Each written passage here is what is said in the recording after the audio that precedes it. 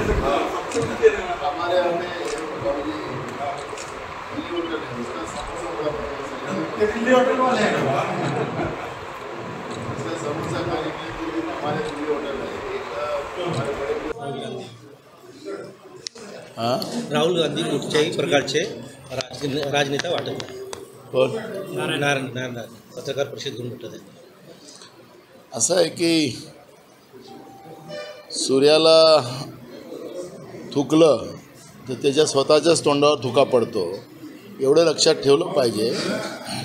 मर्यादेमध्ये राहूनच कुणाच्याबद्दल बोललं पाहिजे, एवढंच आमचा त्यांना सल्ला आहे.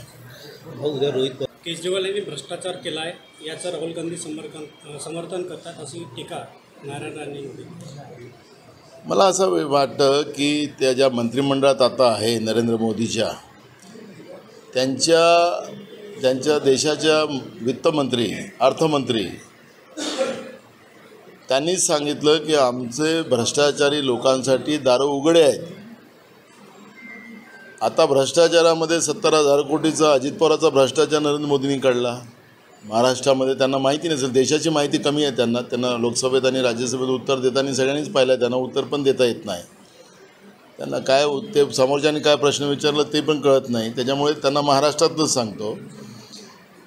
आता अशोक चव्हाण त्यांनी आदर्श घोटाळा केला, अजित पवारांनी 70,000 कोटीचा भ्रष्टाचार केला हे स्वतः नरेंद्र मोदींनी सांगितलं.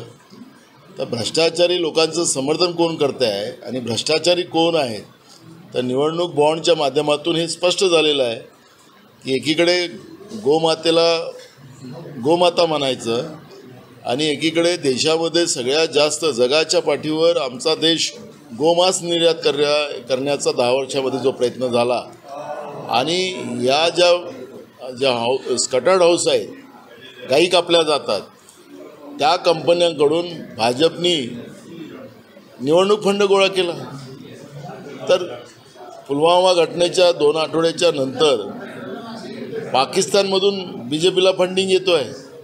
तर देशाला विकून देशामध्ये मोठ्या प्रमाणात भ्रष्टाचार करण्याचं चंदा दो आणि धंदा लो हे स्लोगन आहे, हे त्यांना कळत नसेल म्हणून या पद्धतीचं वक्तव्य ते करतात. तो स्टार प्रचारक म्हणून अमित शहा योगी आदित्यनाथ येत आहेत गोंदिया भंडारामध्ये. आपल्याकडून कोण स्टार प्रचारक घेणार आहे की आपणच गोंदिया भंडाराचा स्टार प्रचारक आहात? मी एकटाच कापी आहे, तरीसुद्धा 13 तारखेला राहुल गांधीजी येतात.